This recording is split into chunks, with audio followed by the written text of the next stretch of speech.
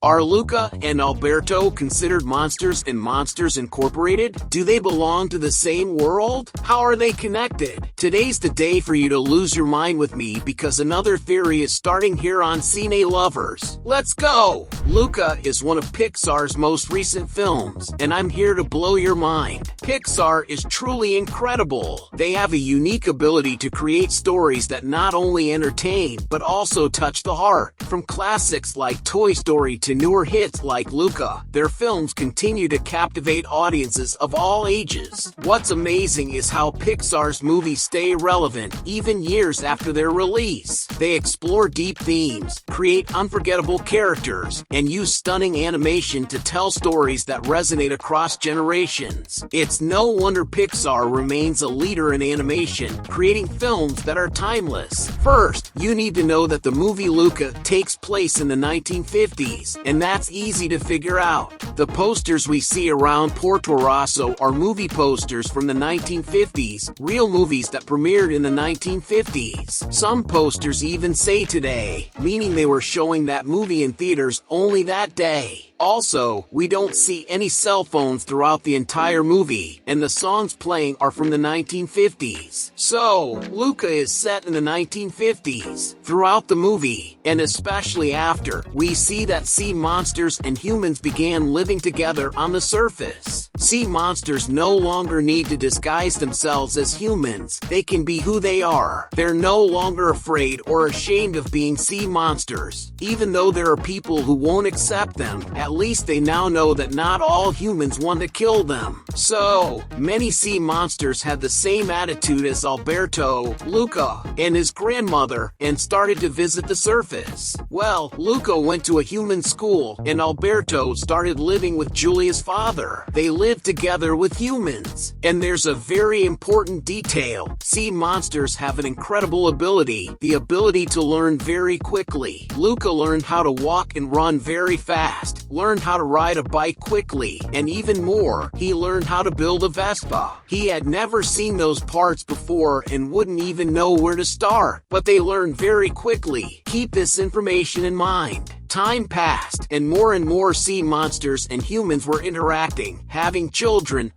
who would be half sea monster, half human. Time went on even further, and there came a moment when many people on planet Earth had this half sea monster, half human genetic makeup. So everything was mixed together. While there were 100% human people, there were also people who were half human and half sea monster, and there were still those who were 100% sea monster. But then something happened that would change everything. Hundreds of years later, planet Earth became uninhabitable. There was no life left on Earth, just a lot of trash, pollution, and radiation. And where do we see this? In the movie WALL-E, radiation had taken over the planet. Everyone boarded the Axiom ship and went to space. And when I say the planet was uninhabitable, I don't just mean for those living on the surface. Even those living under the water, like the traditional sea monsters, also had to leave, or they would all die. Well, those who didn't go to the ship were out of luck, but those who did survived. And who was on that ship?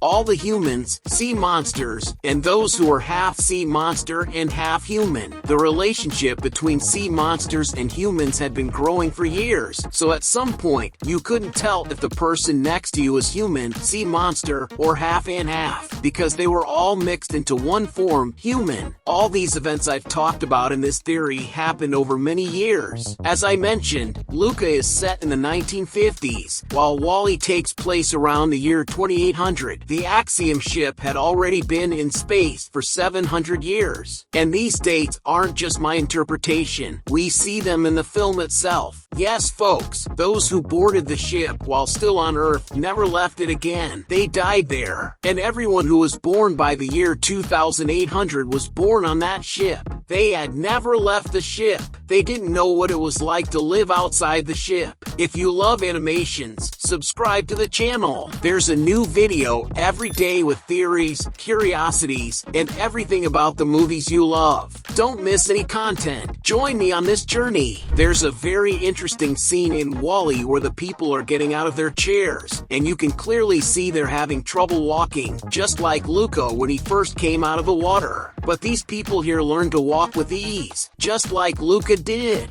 And remember, the people on the ship had never walked in their lives, but when they needed to, they stood up and started walking. As I said, everyone on the WALL-E ship was born there, and since many of their ancestors were sea monsters, or half sea monster, they ended up carrying that genetic trait with them. That's why they have the ability to learn so quickly. Then, they all returned to Earth. Actually, the ship that was returning, those inside were arriving on Earth for the first time. But when they arrived on Earth, the radiation was still there.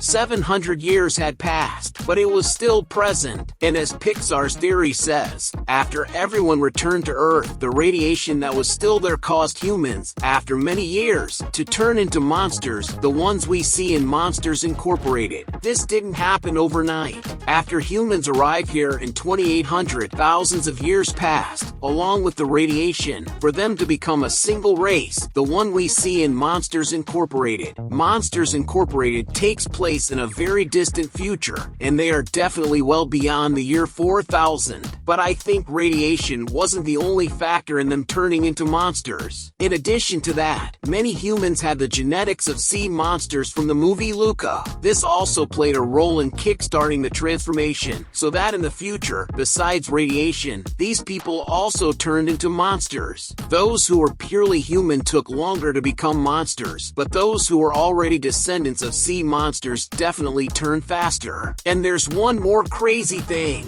In Monsters Incorporated, there are monsters with powers, like Randall, who can turn invisible and camouflage himself, and there are regular monsters without powers, like Mike and Sully. This too is part of the species evolution. Without a doubt, the monsters with powers, like the ones you're seeing, are descendants of sea monsters from Luca, because this species already had abilities, like transforming into humans. On the other hand, the regular monsters are descendants of humans, who didn't have any powers. Radiation affected everyone. To recap, Luca's action of living outside the water caused humans and sea monsters to interact. And in the future, this led to the salvation of humanity, as the captain of the Axiom was able to walk quickly because he had sea monster genetics. And that's exactly why they returned to Earth, and thousands of years later, monsters began to live on Earth. So, Luca was the reason monsters from Monsters Incorporated existed. Speaking of Monsters Incorporated, if you love theories, you'll freak out when you find out that Boo is actually Andy's mom from Toy Story. In this video, I explain everything.